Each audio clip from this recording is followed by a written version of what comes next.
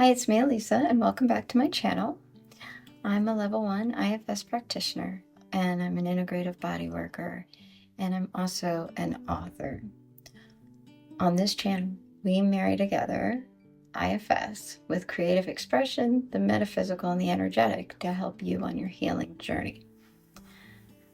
Before we start the video, can you hit that subscribe button below? That way, you get updated when there's new videos released, which I try to do every couple days. So, in this video, we're going to talk about empath languages, or actually energetic languages. So we've taught, you usually hear about body language, and obviously we have verbal communication or some type of visual communication. It's like I'm talking with my hands. I have that habit. And we can read those kind of cues, but we also have energetic language. And what I mean by that, this one's a real simple one, and you do not have to be empathic to read this. How many people have heard somebody go, "I'm fine," when you ask them? It might not be that dramatic. I know people, it's that dramatic, but you definitely can see where they're saying one thing here and you're feeling a whole different thing here. And, that can happen a lot when you're empathic and you're little, for instance. That's super confusing because you're like, what's being here and in here? They're not mirrored exactly the same. So just kind of keep note of that in your head while we're talking. So with empathic people, we talked about a sensitive system, right? And an empathic system, most parts are empathic. We're going to have a language we receive things in. So when I'm working on somebody, for instance, this would be an unburdened part of me. And I was doing body work or energy work, I would touch somebody's feet. And there's a funny story I'm going to tell you along with this. That's why I'm smiling. So I would touch somebody's feet and I would feel a little bit of a hit, I would call it, in my body of where it was hurting them. And I would check it out with them. I'd say, "Hey, is your shoulder hurting? I'm feeling it there." And they go, "Yeah." And I had one person say to me, "Are you a wizard?" It's like, no. But anyway, that would be a physical empathic cue, right? But I might be around people who are giving off a lot of energy, and I might come home and I might start being really emotional.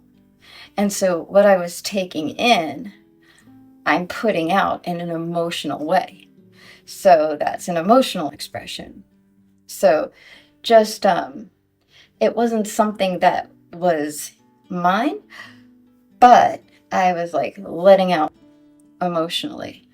So when somebody, though, is very, let's say, grew up around somebody who was anxious, right? And they were afraid to say anything to set that person off. So their body, they were real shaky all the time, right? Then when they grow up and they're around that anxious energy, you might see their body shaking. That would be somebody who maybe is carrying a burden that if I say something, I might set somebody off. Because when they were younger, were holding their parents' parts. So that's an empathic system. And it's really about updating a part of them, which I talk more about that in the IFS videos, but this kind of is where it melds, about holding people's parts for them. And those parts don't know we've grown up. And we never had to do that in the first place. And this is where empathic parts are so tired and we feel so fatigued. And like, I can't be around people because we go from informing to what I call performing and also holding. So we can talk more about what you do, but it's really a lot about updating those parts that they're not little anymore. And it's safe, but it takes a lot to trust that. So, and that's being with them as, with our inner healer.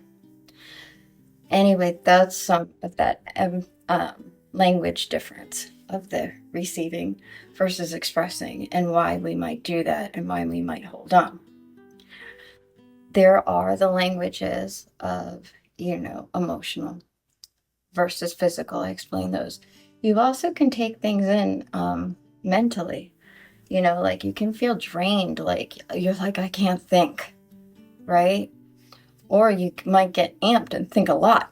You might get overstimulated. Or you might feel like you start to get dreams, or your spiritual connection gets off, like you just lose faith. That's like an energetic spiritual connection. And these things can also get heightened.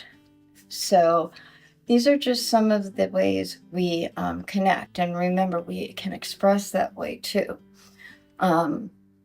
So please reach out if you have questions. Please leave things in the comments. There's so much to this topic and it's rich. And I think what I'll do is break each one down into an individual smaller video. But that's the languaging of the parts, both expressive and receptive. Thank you for joining me again, and hit like if you like the videos. And like I said, please leave some comments. And if you want to talk more in person, I do see people online. So I'll be looking forward to hearing from you.